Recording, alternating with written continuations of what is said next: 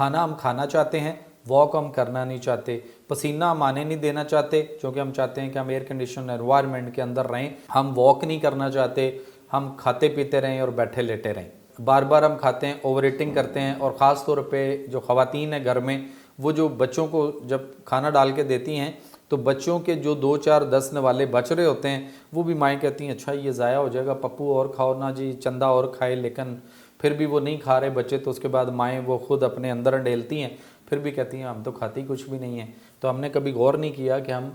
ان ساری چیزوں کو اگر وزن کرتے تو ہم کتنا کھا جاتے ہیں۔ بات ہماری ہے موٹاپے کی،